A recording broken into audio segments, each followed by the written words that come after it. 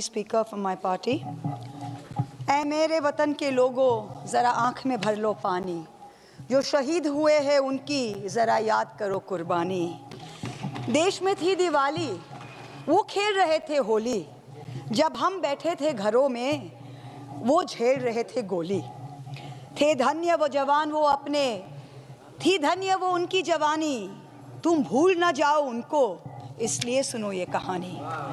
Honorable Chairperson, sir, today I stand here not just on behalf of my party, the All India Trinamool Congress, but I stand for every single Jawan, for every single officer of the Central Armed Police Forces to oppose the CAPF Bill 2026 with all my might.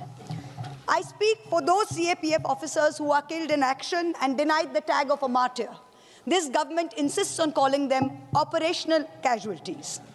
I speak for those officers who are recruited through the UPSC, just like IPS, who guard 15,000 kilometers of India's borders, serve in conditions that rival active warfare from Ladakh's frozen heights to Chhattisgarh's jungle, respond as a first line of command to every terrorist operation. They have no fixed duty time, no guaranteed family postings, no compensatory leave, and they handle the full spectrum of national security threats from Jammu and Kashmir to Manipur. Disaster relief duty, they are there. After every national calamity. Election duty, they are there. There have been 128 plus officer-level deaths. Number of Jawans has been spoken by my colleague, Dharmendra Yadav. 128 plus officer-level deaths across all CAPFs in combat and operational duties in the period 1990 to 2025.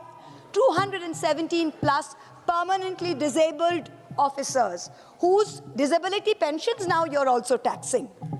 It is their voice which the government has consistently refused to listen to in the past 15 years. It is their voice which is resonating through all our voices in this house today. It is these officers whose this government has refused to consult, who you have refused to consider as stakeholders. You've aggressively fought them in the courts for the past 15 years. Even after losing case after case to them, you are still not willing to do the right thing.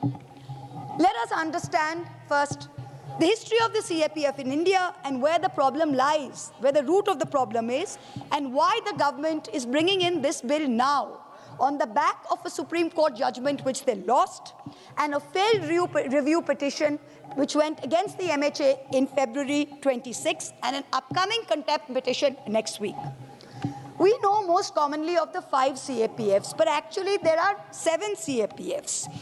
There were 7 paramilitary forces set up in India in the 150-year period between 1835 and between 1984. And they're all covered under the Ministry of Home Affairs. The oldest is the Assam Rifles, set up in 1835 as the Kachar Levy. It's responsible for the Indo-Myanmar border and for counterinsurgency. This is the only one with a 2-tiered command. So its operational command is under the Ministry of Defense, and it is headed by a Lieutenant General rank army officer. Administrative command is by the Ministry of Home Affairs. Then this was followed by the Crown's Representative Police in 1939, later renamed as the CRPF in 1949. This is the largest force, 3.3 lakh force, and it is responsible for internal security and anti-Naxal operations, and it even contains the specialist unit Cobra. Then came the 3 forces guarding our borders. First, the Indo-Tibetan Police, ITBP, set up after the 1962 Chinese War to guard the Sino-Indian border. The Sashastra Seema Bal was set up in 1963 for the Indo-Nepal and the Indo-Bhutan border. After the Indo-Pakistan War, the BSF was set up in 1965. And today it also helps the Army and the CRPF in counter-insurgency operations. The Central Industrial Security Force, the CISF, was set up in 1969 to provide security for critical installations, to guard our nuclear sites, to guard our airports. And today it's also responsible for the duty of guarding X, Y, Z and Z plus persons who are covered in these security categories. In fact, our Home Minister has famously said that he owes his life to them. Fantastic. At last, the National Security Guards set up as a specialist commando unit in 1984. Now, the CAPF in India has about 13,000 Group A officers, leading a total strength of 9.5 lakh active personnel. This is only 25% less than the Indian Army, which is about 12.5 lakh active soldiers on the ground today. Now, these CAPF officer positions, when they come in through the UPSC, they come in fair. You tell us. Every time the BJP pulls some unknown BJP worker out of the hat and makes them chief minister, they tell all of us, look how great the BJP is. Even the lowliest worker can get to the top post. Even our Pradhan Mantri came from very humble background. He's become the Prime Minister. The top job is available to him. Then how can this government, led by this very ruling party, deny this meritocracy to the men who are shedding and staking every drop of their blood for this country? What kind of double standards are these? Now, there was a historical reason before for this IPS deputation. When the new services were set up in 62, 63, 65, 69, what happened? There was going to be a time lag of 20 to 30 years when in-house officers rose to senior positions through career progressions.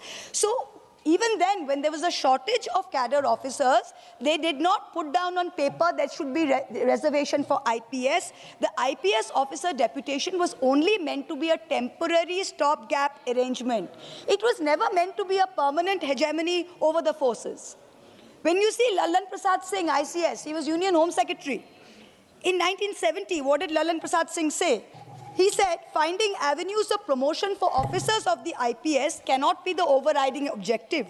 The force must provide adequate avenues of promotion to its own officers. Take Khusro Rustamji. He himself was an IPS. He was the first DG of the BSF 1966 to 1970. What did he say? In due course, there would be sufficient officers to occupy the higher ranks of deputy commandants and would not like to take IPS or army officers on deputation. This is Khusro Rustamji. The Khusro Rustamji committee report was the basis on which the Coast Guard was set up. In the report, he said that the DG of the Coast Guard should be somebody from the Coast Guard. That is why today the Coast Guard is not led by an IPS officer, it is led by somebody from the Coast Guard. Now, Kanetkar, VG Kanetkar, first DG of the CRPF in 1966. What did he say? He said, I felt that the claims of such CRPF senior officers for higher ranks should not be ignored.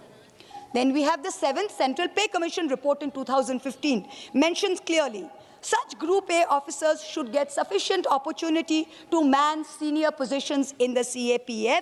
The percentage of posts earmarked for deputation officers should be reviewed and service rules should be amended. Officers from the CAPF must be made eligible for manning the highest post of Director General DG.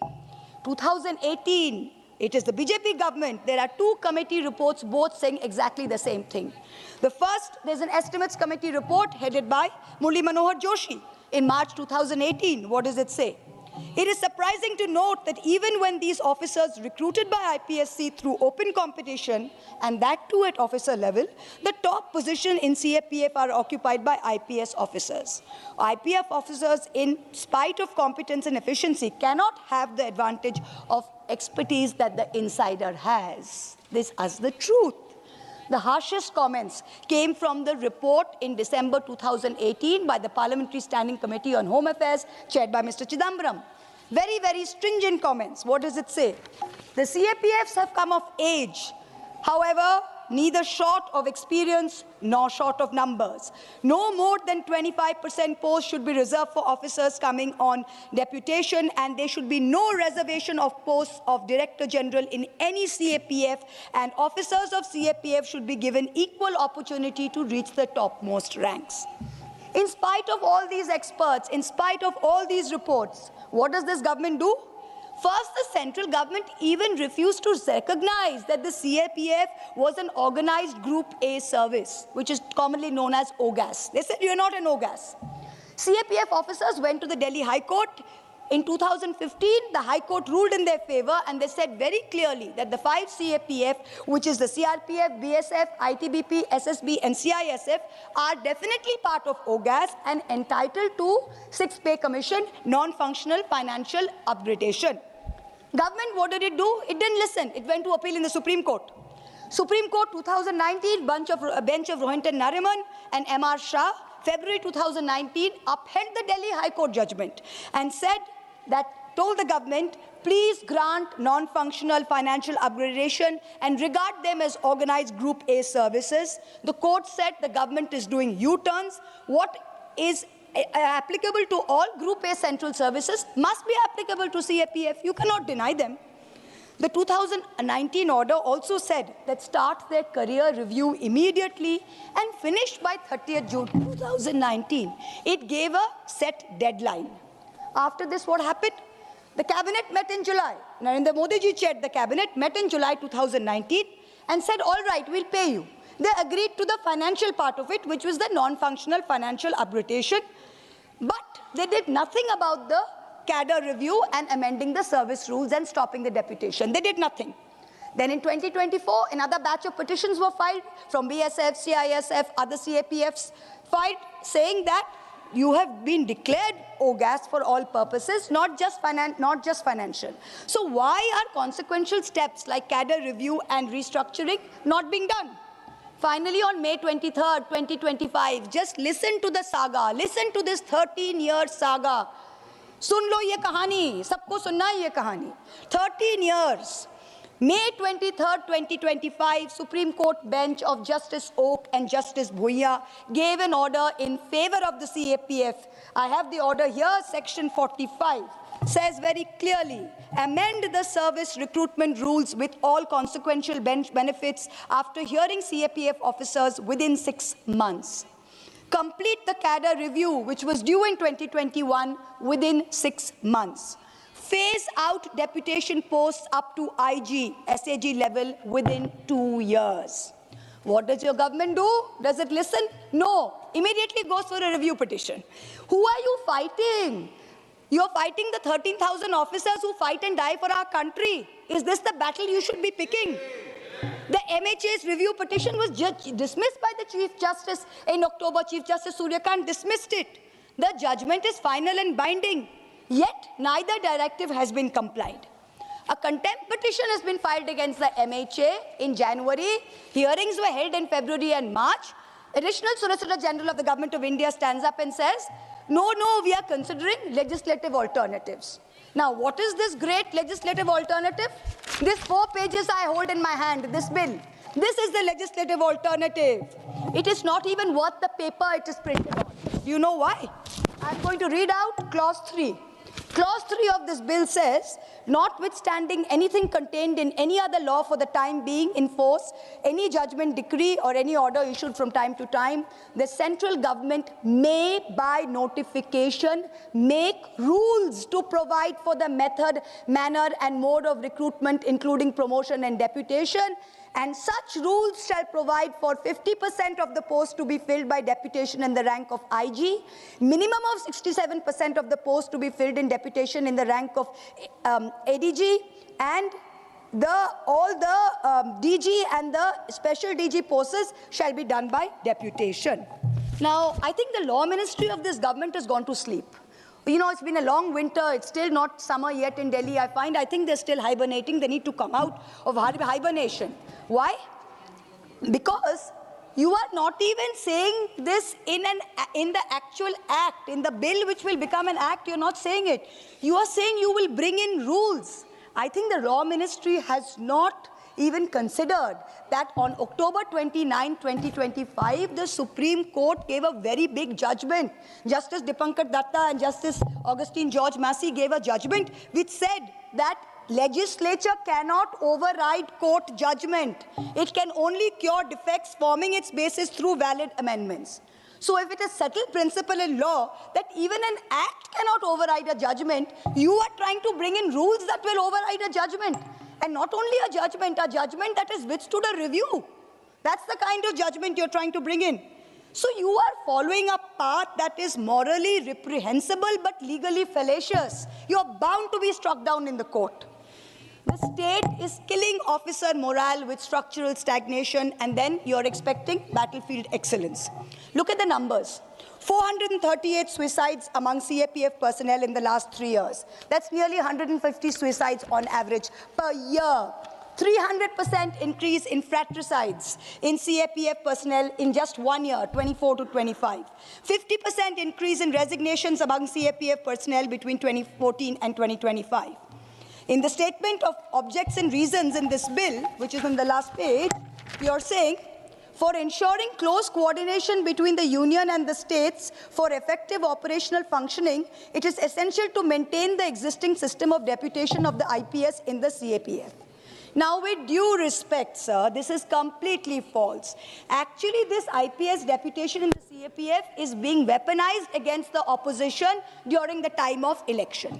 In Bengal, what have you done today? You've removed all Bengal cadre IPS officers. You have shifted every single state cadre police officer. Why? Because you are saying they are agents of Trinamool. Fine, they are agents of Trinamool. But what have you done? What have you done is you have brought in IPS officers from every BJP-ruled state to control the CAPF in Bengal. Let me give you one example. In Bengal today, there are 2,500 CAPF companies. That's 2.5 lakh soldiers on the ground being controlled by one key player, Shalabh Mathur, IG rank officer, 2006 batch, UP cadre. He only joined the CRPF on deputation in January, 2 months ago. And he is already there in the Bengal polls. His wife is posted as Joint Director, Central Intelligence Bureau. In Calcutta, Manipur cadre IPS.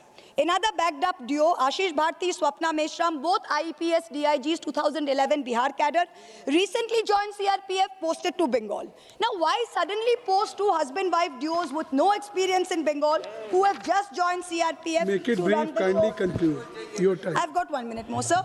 Now, last Sunday in Leh, the Honorable Chief Justice of India, Surya Kantji, told us that the nation must never place its soldiers in the position of fighting two battles at once.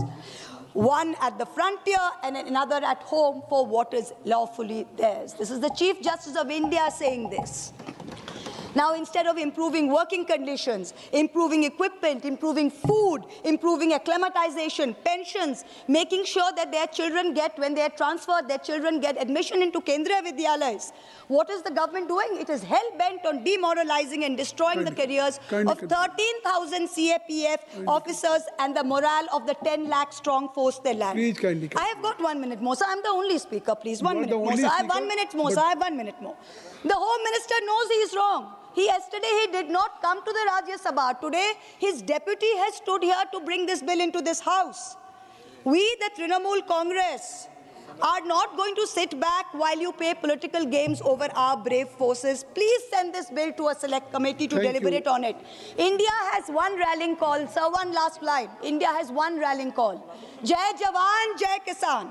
This government has already got the inglorious record of bringing in the shameful farm laws and was forced to backtrack by our Kisans. Don't make the same mistake again. Don't make the same mistake again. Our Jawans have won every battle on the ground and in the courts, and they will defeat you again. Jai Hind ki Sena.